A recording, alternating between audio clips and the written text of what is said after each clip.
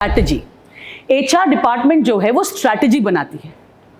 Strategy का मतलब हो गया किसको लेंगे, कब लेंगे, है ना, कहां से ढूंढ कर लेकर आएंगे इनको, हम सैलरी इस बार कितना बढ़ा के देंगे, कौन सी पॉलिसी को हम इस बार, जैसे ट्रैवल हो गया, हाँ जैसे लीव का पॉलिसी हो गया, है ना, जैसे बोनस का पॉलिसी हो गया, तो कौन सा पॉलिसी बनेगा भाई इस साल।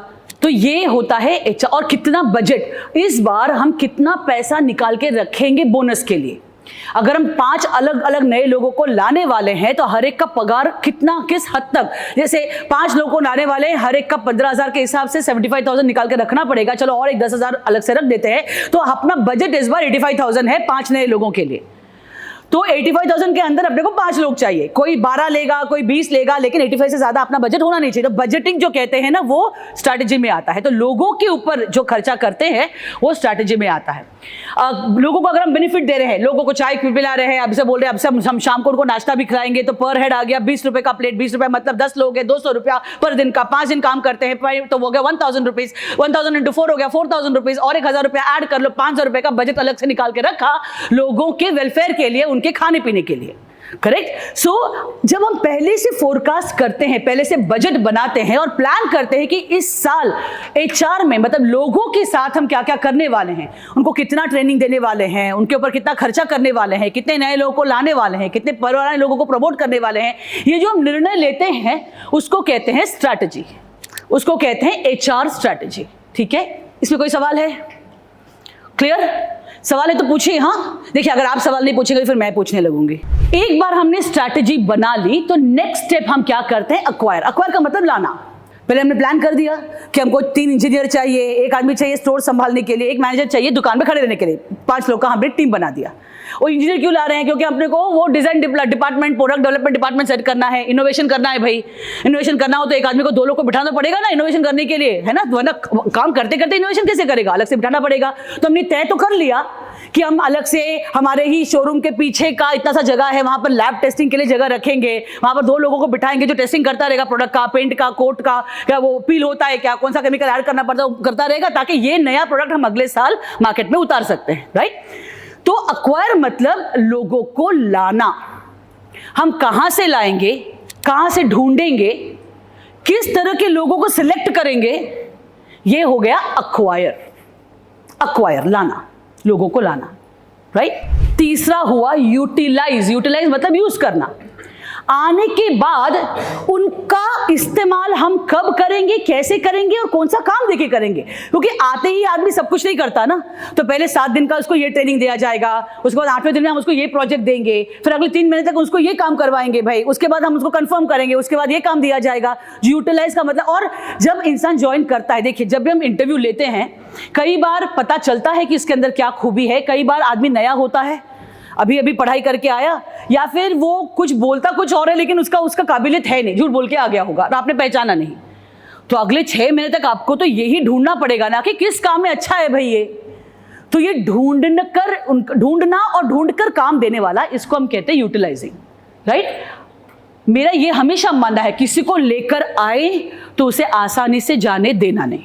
सिर्फ अगर चोर, लुच्चा, लफंगा, झूठा, मक्कार हो तो 1 सेकंड रुकना नहीं, अंदर टिका के रखना नहीं। कितना भी बहुत ही सीनियर क्यों ना हो, कितना भी आपके दिल के करीब क्यों ना हो, कितना भी उसका सरनेम पटेल रेस टू 4 क्यों ना हो, अगर गद्दारी कर रहा है, झूठ बोल रहा है आपसे, या गलत काम कर रहा है कंपनी के अंदर, जिससे कंपनी का नाम कस्टमर के सामने, वेंडर के सामने, एम्प्लॉय के सामने बिगड़ रहा है, 1 सेकंड नहीं टिका के रखना है। ये मेरा स्ट्रॉन्ग बिलीफ सिस्टम है कि बहुत मेहनत से आपने कंपनी को यहां तक आप लेकर आए हैं। ऐसे लोगों के नाम पर कंपनी के नाम को हम दाव पे नहीं लगा सकते हैं। तो ये रिमेंबर करिए, anybody who is not right to the company के साथ सही नहीं कर रहा हो तो उस कंपनी में उसको रखना नहीं चाहिए। तो जो लोग आते हैं उनको इस्तेमाल कैसे करें, क्या काम दें, कैसे पहचाने कि इसमें क्या खूबी है। वो आया अकाउंट्स के लिए, लेकिन यार कस्टमर को बहुत अच्छा हैंडल करता है, ये तो पहले 3 महीने में पता चलेगा ना। सेल्स के लिए आया था, मार्केट में जाने को ही तैयार नहीं है, बात ही नहीं कर सकता, अब क्या करें, इसको क्या लेकर कर, इसको अंडरस्टैंड करना कि ये क्या काम करेगा, इसको कहते हैं यूटिलाइज। कुछ चीजों का डिटेल में हम जाएंगे, लेकिन अभी के लिए मोटा मोटी में बता रहे हैं। इवैल्यूएट, इसका मतलब हो गया कि उसको परखना, हम परखते क्यों हैं लोगों को, इवैल्यूएट क्यों करें? Why should we measure somebody? Measure क्यों करना चाहिए किसी को? काम कर रहा है कि नहीं कर रहा है, कितना अच्छा कर रहा है, क्यों इवैल्यूएट करना चाहिए, क्यों करना चाहिए बेटा? हाँ, उससे क्या फायदा, मैं क्यों परखूं? आगे काम कर रहा है बस इतना, क्या मैं परखूं क्यों उसको?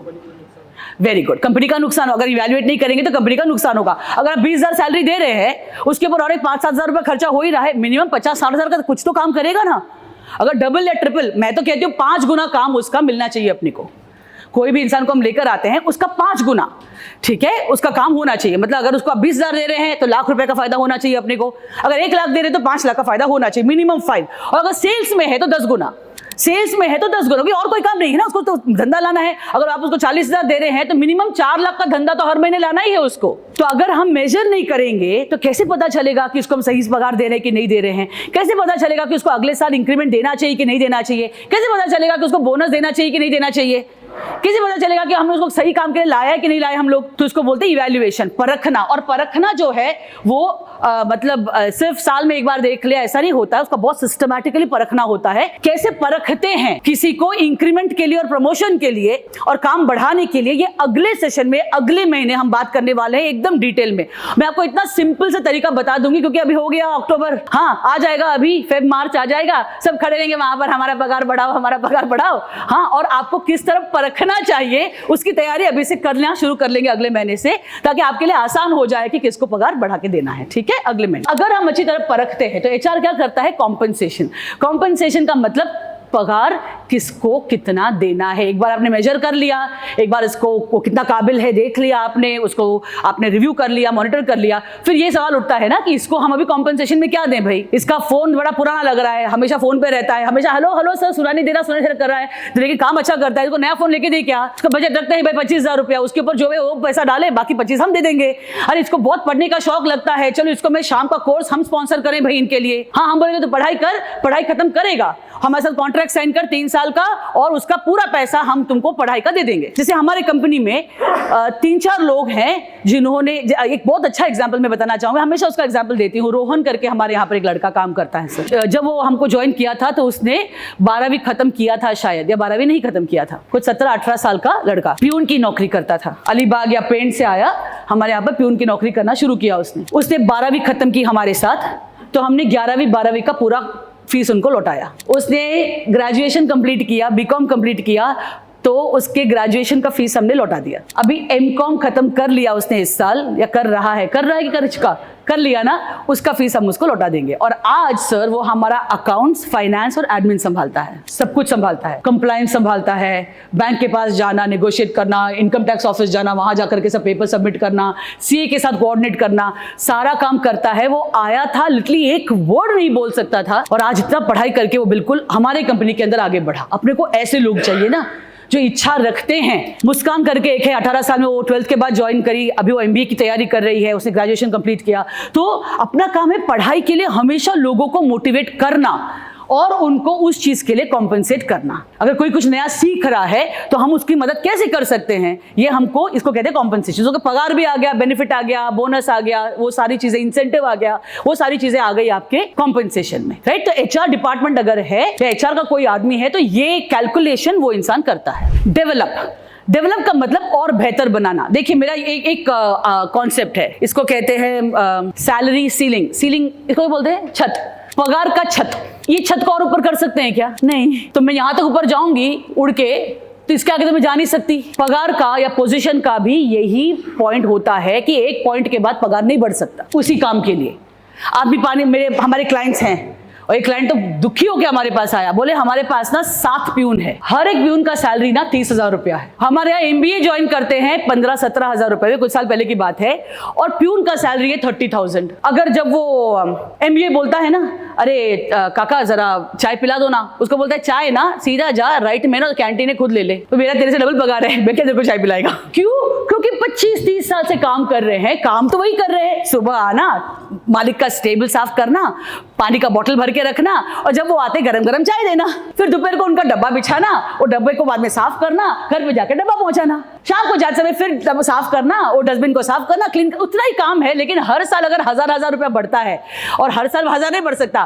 पहली बार अगर आपने 1000 बढ़ाया, हाँ, अगले बार 1000 से उसका पेट नहीं भरता, वो 1200 हो ही जाता है परसेंटेज के हिसाब से। पगार आया लेट्स से 2000 रुपए में आया, आपने 10% बढ़ाया, तो अगले साल कितना हुआ पगार उसका? कितना? हाँ, 2200। 10% बढ़ाया, अगले साल 10% बढ़ाया, कितना होता है सर? 2400 नहीं होता है ना? हाँ, बढ़ता है ना, क्यूमुलेटिव। पहले आपने 2000 रुपए पे 10% कैलकुलेट किया, अभी 220 पे कैलकुलेट कर रहे हैं, और क्यूमुलेटिव में देखिए 25 साल में उसका पगार होगा 25,000 रुपया। ये कोई कैलकुलेट करता ही नहीं है, दिखता ही नहीं है। तो ये कस्टमर आया हमारे पास रोते हुए, बोले मैडम पगार बढ़ता नहीं है, 7 लोगों का पगार, हर एक का 25-30 हजार रुपए पगार है, ठीक है, 3 लाख तो प्यून के पगार में जा रहा है हमारा। तो हमने उनको ये कॉन्सेप्ट समझाया, इसको कहते हैं सैलरी का सीलिंग। सैलरी सीलिंग, हर पोजीशन के लिए एक सैलरी सीलिंग होता है, वही काम के लिए उसके आगे पगार नहीं बढ़ सकता। ये हमको पहले से तय करना है और बताना है, और वहीं पर आता है डेवलप। डेवलप का मतलब है अगर कोई प्यून है वो ये काम कर रहा है तो उसको स्पेसिफिकली बताना, देखो भाई तुम जो काम कर रहे हो ना, हम आज तुमको मिनिमम वेजेस देते हैं 13,000 रुपया, 13,000 का 14,000 बन सकता है, 14 का 15 बन जाएगा, चलो 15 के आगे मैं नए आदमी को लेकर आऊंगा। तो तू तय कर कि 15 के आगे कमाना हो या फिर खुश है 15,000 में तो पड़े रहे, मेरे को कोई प्रॉब्लम नहीं है, तो अच्छी चाय बनाता है वैसे भी। 15 के ऊपर की इच्छा रखते हो तो काम को बढ़ाना पड़ेगा। तो इसका मतलब है कंप्यूटर सीखो, डेटा एंट्री सीखो, बैंक का काम सीखो, कुछ तो सीखो, ताकि अगले साल जब तुम्हारा पगार बढ़ाना पड़े, उसको 16,000 या 17,000 करना पड़े, मुझे उसका वैल्यू तो दिखे। तो डेवलप का मतलब है चुनना लोगों को और उनको और कैसे बेहतर बनाए ताकि पगार का उनका टैली हो, जितना पगार देते हैं उतना काम हम वसूल कर सके। इसको कहते हैं डेवलप।